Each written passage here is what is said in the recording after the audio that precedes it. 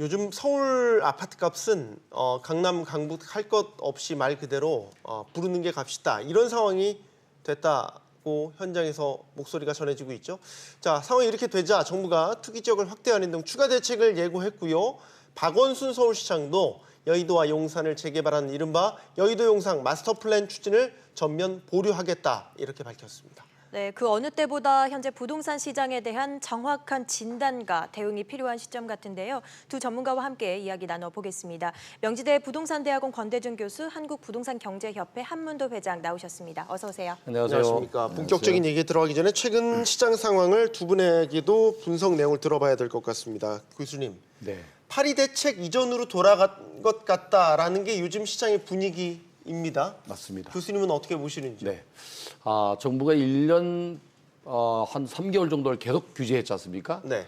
부동산 가격이 오히려 하락하지 않고 올라가고 있습니다. 여기에 이제 진정기미를 보이는 과정에 박원순 시장의 개발 계획이 또 그 기름을 부었죠. 네. 그래서 이게 규제가 또 다른 규제를 만들고 그것이 시장을 왜곡하는 현상을 만들고 또 다시 규제하고 규제의 강도는 점점 높아지는데 부동산 가격은 계속 올라가는 기현상을 보이고 있죠. 이것이 노무현 정부하고 아주 유사합니다. 거래량도 작년과 비교하면 상당히 많이 줄어든 것으로 파악되는데 어떻습니까? 그렇죠. 올해 그 7월까지의 거래량이 약 한 63,687건이 거래됐는데요. 네. 지난해 같은 기간에 98,414건이 거래됐으니까 약 한 35.3%가 떨어졌죠. 그런데도 불구하고 서울은 지난달에 그 6월달 말 기준으로 4,785건이 거래됐는데 7월달에 5,619건으로 늘었습니다 오히려. 네. 서울은 집값이 올랐다는 걸 반증할 수가 있죠. 네. 회장님께서는 어떻게 보세요? 최근 시장 상황. 어쨌든 호가가 됐던 실거래가가 됐던 오르는 건 분명해 보입니다. 네, 맞습니다. 네. 지금 교수님께서 말씀하신 것처럼 그 노무현 정권 때하고 유사하다는 말씀하셨지 않습니까? 네. 그럼 이제 우리가 거기서 한 발 더 나가 보면 노무현 정권 때도 그 분양가 상한제 실시로 인해 가지고 잠시 몰렸습니다. 그 당시 한 1년 동안 계속 상승 곡선을 이어가다가 그것이 끝나고 나면서 본의 아니게 글로벌 금융 사태가 벌어진과 동시에 맞물리면서 그 뒤로 한 3, 4년 동안 하향세를 걸었죠. 네. 근데 지금 보면 이제 10년 주기설에 의하면은 2018년이지 않습니까?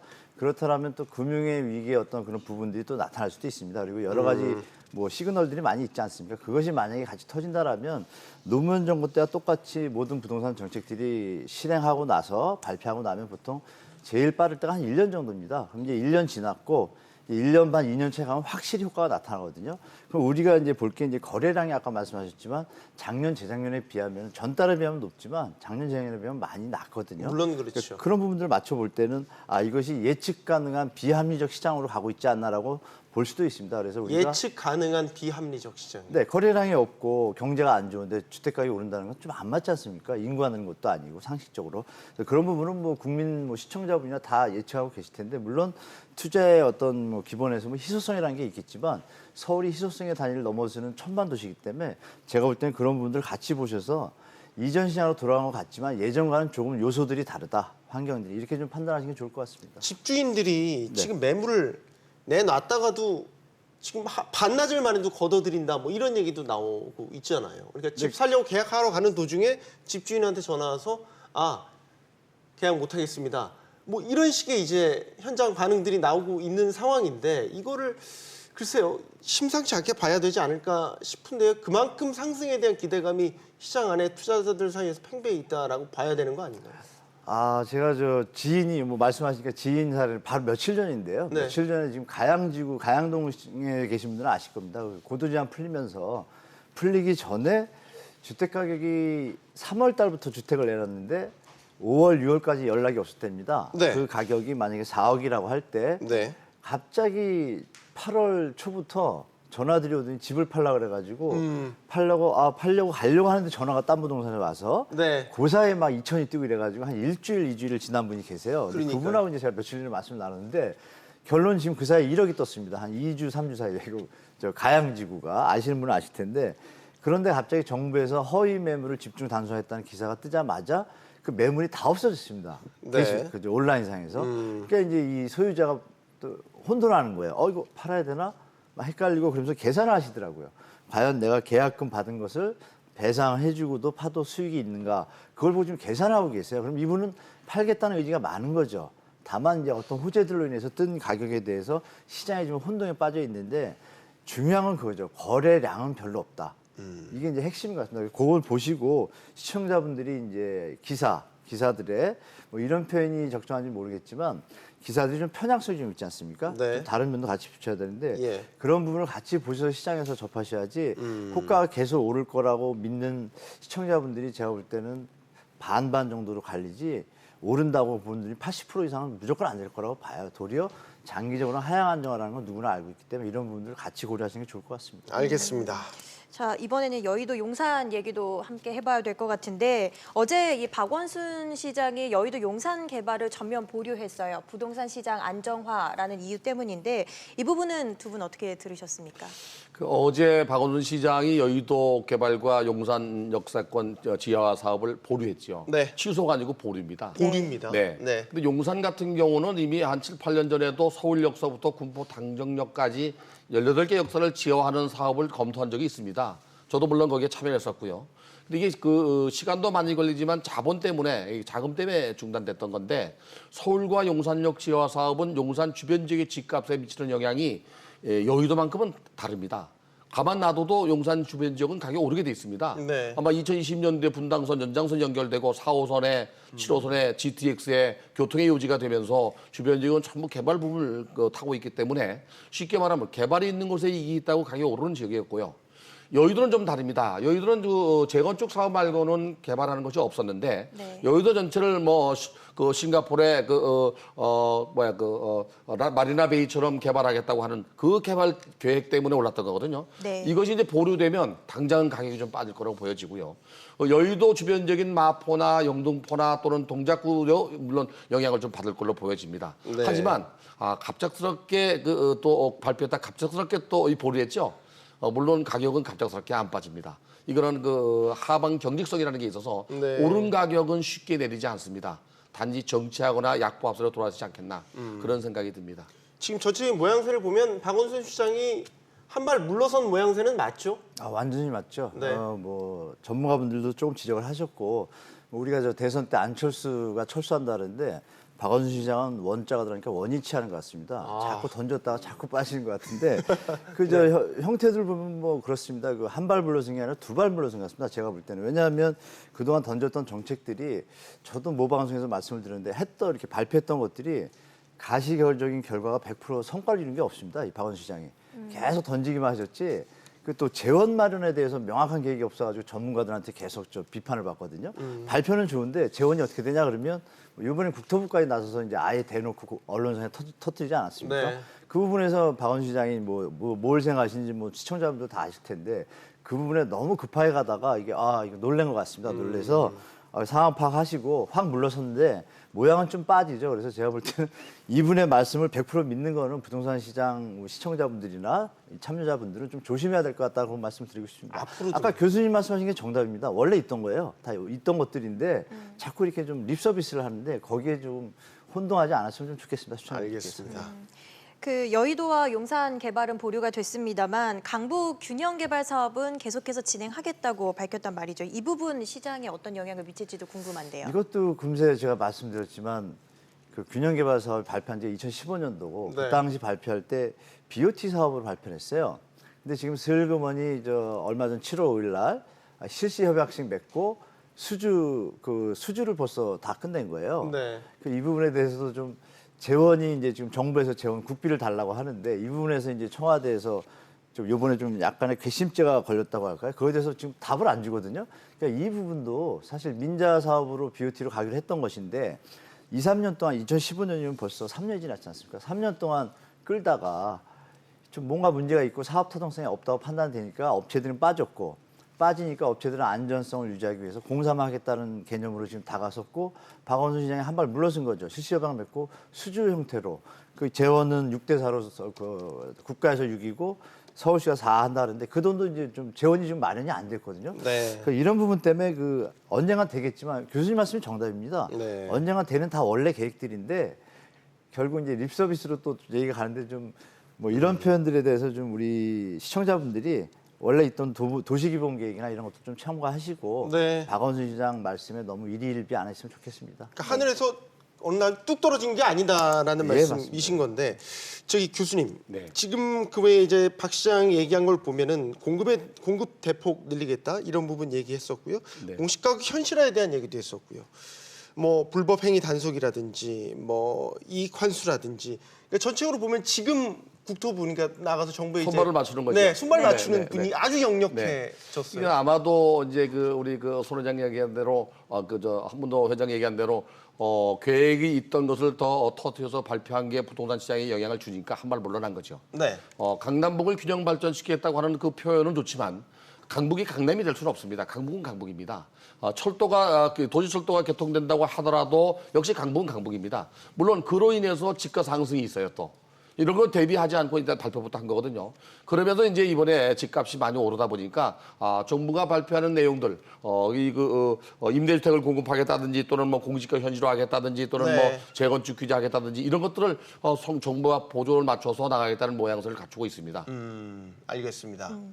정부의 움직임도 한번 짚어볼 필요가 있을 것 같은데요. 이르면 이번 주에 추가 투기 지역 지정이 이뤄질 것으로 보이는데 지금 예상되는 지역들 어디로 예상할 수 있을까요? 그동안 집값이 많이 올랐는데 상대적으로 오르지 않은 갭매우기식으로 올랐던 지역, 개발 계획 때문에 올랐던 지역이 대상이 될 거로 보여지는데요. 현재 25군데가 투기과일지구고 11군데가 투기지역인데 여기서 빠진 지역입니다. 네. 다시 말해 은평구라든지 또는 뭐 동작구나 또는 구로구나 이런 쪽이 아마 대상이 되지 않겠나. 경기도는 광명시가 지금 철산 재건축 때문에 가격이 많이 올랐습니다. 이 지역도 아마 투기과일지구나 투기지역으로 묶일 확률이 있고요. 만약에 투기지역으로 묶는다면 지금 현재 있는 규제 대책에서 대출 건수만 하나 더 추가되는 거기 때문에 규제하는 거기 때문에 네. 큰 영향이 없을 거로 보여지는데 어쨌든 국토부는 투기과일지구나 투기지역 또는 조정대상 구역을 확대할 계획을 갖고 있는 것 같습니다. 또 저희가 예상할 수 있는 지역가 있을까요?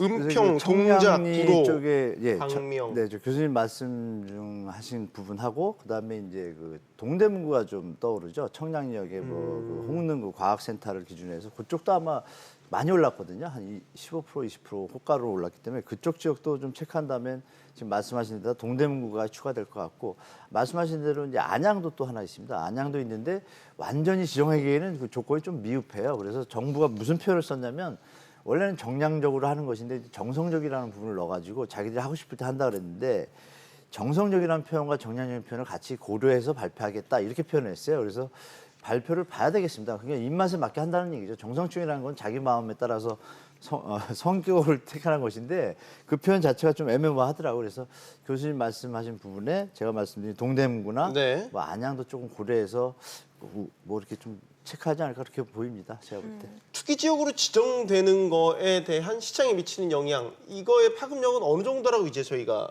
봐야 될까요? 뭐 대출 아까 말씀하셨지만 저는 뭐 큰 영향이 없을 없다고 거라고 보죠. 보세요? 이미 그 규제에 대한 내성이 많이 갖고 있어요, 사람들이. 그리고 투기적이나 투기과일지구라고 해서 가격이 오르지 않았잖아요. 지금 올랐잖아요. 그러니까 그런 네네. 것들 때문에 아마도 지정하더라도 당장은 효과가 없고 오히려 부동산 시장이 침체했다 정상화될 과정에는 굉장히 영향이 커요. 이 규제 때문에 개발이 안 되거나 거래가 안 될 수 있거든요. 그러나 가격이 오르는 시장에서는 오히려 침체됐을 때 정상화시키는 것보다는 영향이 적다고 봐야 돼요. 비슷한 견해십니까? 저는 조금은 다릅니다. 네. 지금 표면적으로 볼 때는 교수님 말씀이 맞습니다. 맞는데 아까도 말씀드렸지만 거래량이 적습니다. 그러니까 거래량이 수반된 정상적인 시장에서는 지금 말씀이 정확하게 맞는데 네. 저는 이제 지금 거래량이 너무 적은 것이 강남 사구 같은 경우에는 지금 한 전년 2016년도 17년도에 비하면 한 75% 감소했습니다. 어마어마한 네. 양이죠. 예. 공인중개사 수가 서울에 지금 한 2만 2천 개가 있습니다. 근데 지금 5천 건이 거래가 됐다고 증가했다고 표현하지 않습니까? 네. 언론상에서 5천 건이 2만 2천 개 중개업소를 나누면 4개 중에 한 곳만 한 달에 한 개를 계약했다는 얘기예요. 이거는 정상적인 시장은 좀 틀립니다. 제가 볼 때. 그래서 이 부분을 이제 교수님 말씀이 원론적으로 맞는데 이 부분을 우리가 시청자분들이나 시장에서는 좀 체크해서 같이 보면서 가셔야지. 그래서 투기적 지정이 실제로 얼마나 효과가 있을지 보다는 심리적인 안정성을 줄 것인지 그런 부분에 대해서 우리가 좀 시장을 좀 예의주시해야 되겠다는 좀 필요성이 좀 있는 것 같습니다. 네. 최근에 거래량이 줄은 거는 네. 이유가 있습니다. 네. 지난해 12월 13일 날 정부가 임대주택 등록 활성화 방안을 내놨는데요. 서울 수도권 지역 같은 경우는 금액이 6억 원 이하, 지방은 3억 원 이하면서 면적이 85제곱미터 이하일 경우에는 임대주택 사업 등록을 하는 경우는 임대 기간 내에 매도할 수가 없습니다. 그러다 보니까 시장의 재고 물량이 줄어서 거래량이 줄은 겁니다. 네. 그러다 보니까 지난달이나 그 지난달에 하남시나 안양이 신규 분양주택이 30대 1, 50대 1 갔던 이유가 무주택자가 주택을 구입하는 방법은 결국에 신규 분양주택 시장밖에 없죠. 네. 재고주택 시장의 물량이 줄어서 거래가 줄은 것도 있습니다.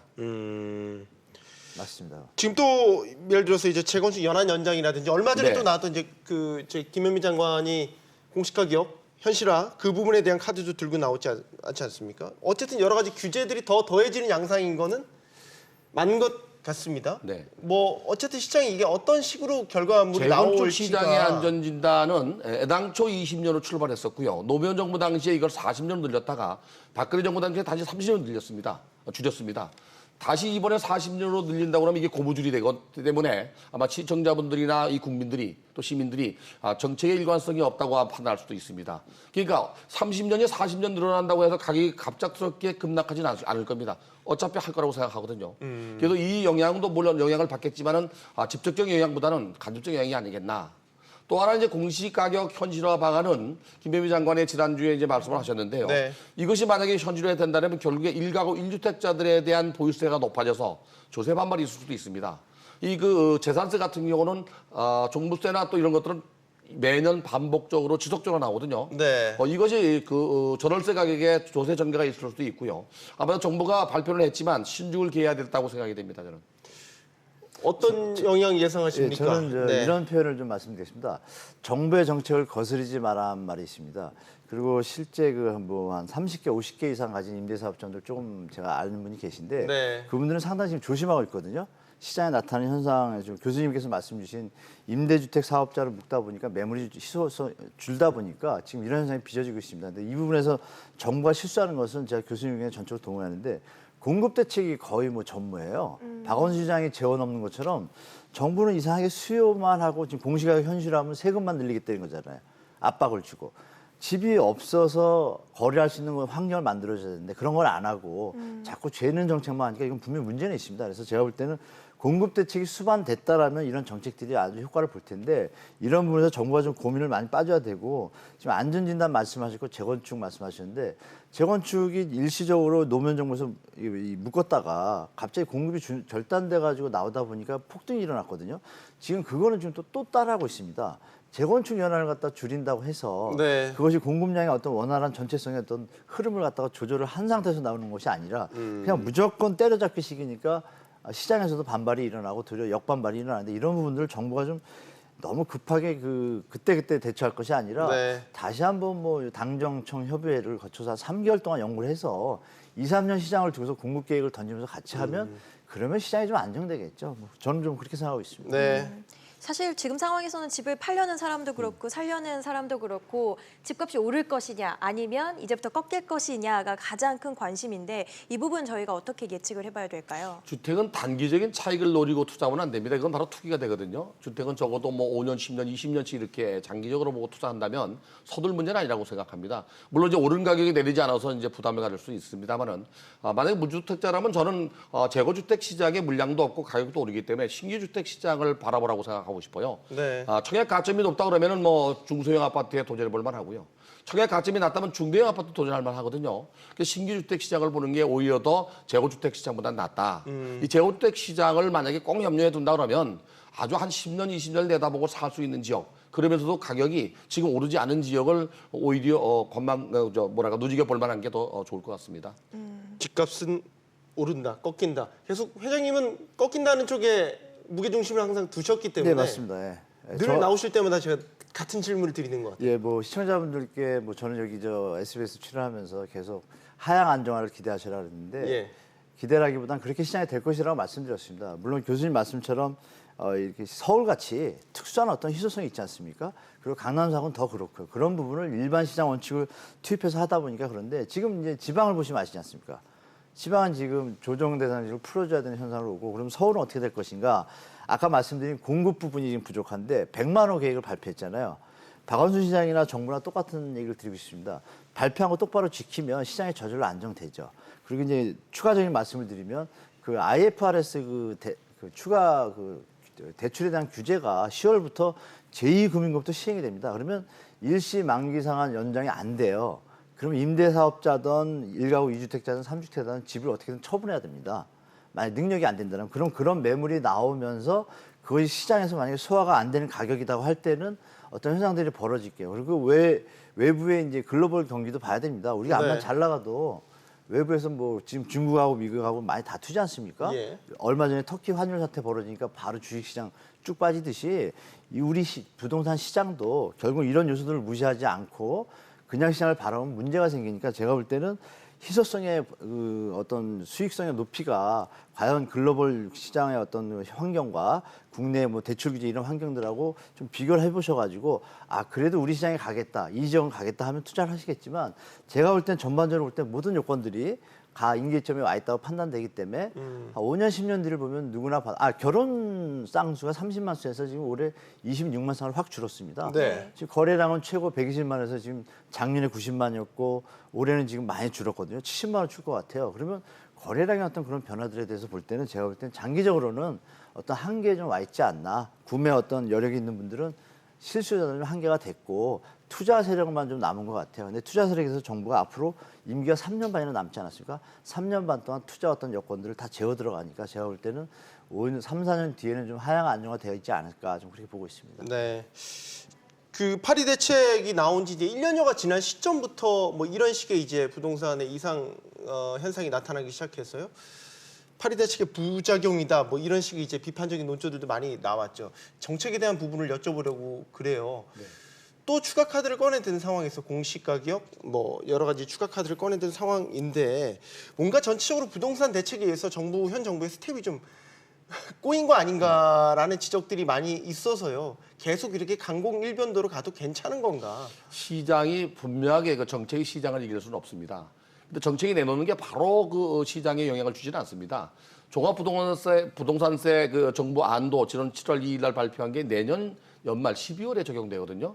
지금 이 김현미 장관이 그 공시가 현실화 방안을 내놨다 하더라도 역시 그것도 내년에 적용됩니다. 네. 그 사이에는 시장에 영향을 크게 주지 못하니까 가격이 오르는 거거든요. 그래서 저는 그 정부에 꼭 하고 싶은 말이 임대주택 등록 조금 전에 말씀하셨는데 현재 서울의 평균 주택 가격이 6억이 넘어섰습니다. 이 가격을 좀 더 늘려서 완화할 필요가 있다고 생각이 돼요. 그래야 제도권에 들어오지 않겠나. 그리고 이 면적도 85제곱미터로 제한했기 때문에 그 이상 되는 주택들은 1가구 다주택자들이 임대주택 사업 등록을 못 합니다. 안 하죠, 또 물론. 이런 것들이 또 거래가 또 되기 때문에 이것도 좀 완화할 필요가 있고요. 재건축 시장도 기간 연한을 연장할 게 아니라 이 서울의 25개 구를 지역별로, 면적별로, 세대별로 재건축 커트제를 만들면 어떨까? 네. 지역별로 25개 구가 한 군데씩만 해도 25군데입니다. 네. 두 군데랑 50군데입니다. 이거를 면적별로 세대별로 주택 공급량이나 수요를 예측해서 재건축을 추진해야 됩니다. 그리고 거기서 나는 이익은 다시 환수할 게 아니라 임대주택을 공급해서 주택을 늘리는 방향으로 가서 주택 공급을 늘려야 되는데도 불구하고 이걸 규제 일변으로 가는 게 이게 문제고요. 마지막 한 가지는 이렇게 이제 그 신혼부부 희망주택 같은 경우도 서울 수도권 지역에 특히 뭐 위례신도시나 성남의 대장동, 금토동, 서현동에 공급을 하게 되면 분양받는 순간 로또, 다시 말하면 서민이 중산층 돼버리거든요. 이런 제도를 없애고 가까이 있는 지역은 영구 임대주택으로 했다가 나중에 만약에 주택시장이 안정화되면 그때 분양을 하더라도 이렇게 탄력적으로 좀 정책을 만들면 좀 시장이 안정화되지 않겠나. 지속적인 규제 정책은 이 정부와 또 지방자태가 엇박자를 만들 수도 있고 시장이 이걸 그대로 받아들이진 않거든요. 그래서 네. 저는 규제가 뭐 부동산 시장의 능산이 아니라고 생각합니다. 뭐 결국 공급 얘기도 비슷하게 하신 네. 것 같아서 마지막으로 지금 한번. 교수님이 너무 좋은 말씀 많이 주셔가지고 또 말씀 중에 그 쿼터 핀셋형으로 재건축 어떤 지역의 공급을 촉진하는 건 너무 좋습니다. 이 방송을 좀 청와대 관계자들이 보고 정신 좀 차렸으면 좋겠습니다, 개인적으로. 그리고 추가적으로 말씀드리면 이제 정부가 좋은 대책을 발표해가지고 좀 잡힐만 하면 박원순 시장이 기억나시겠지만 6.19 던지고 나서 좀 있다가 지하 영동대도시 발표해가지고 푹 오르고 그다음에 또 뭐 파리 대책 하니까 50층 재건축도 송파구 딱 올려서 또 하고 지금 이제 4, 5개월 잘 이제 드디어 잡아가는데 4월부터 양도세 중과 시행되면서 잡아가는데 갑자기 뭐 이번에 맨하탄 뭐 흉내 내면서 뭐 여의도 개발 이거 투기 터니까 또 난리가 났거든요. 교수님 말씀에다 지금 이 부분만 정부에서 좀 잘 맞춰서 좀 호흡을 맞춰가지고 제대로 장기적인 계획을 가고 공급 계획을 잡으면은 시장이 움직이는 곳은 움직이고 안정화 형태로 갈 거라고 저도 개인적으로 보기 때문에 교수님 의견에 제 의견을 좀 이 시청자분들도 좀 염두에 두시고 네. 저 정부 관계자 보신다라면 뭐 회의에 좀 삽입했으면 좋겠습니다. 개인적으로. 그래서 좀 안정된 주거 시장이 됐으면 좀 개인적으로 바라고 있습니다. 알겠습니다. 자, 오늘 권대중 교수, 한문도 회장과 이야기 나눠봤습니다. 두 분 고맙습니다. 감사합니다. 감사합니다.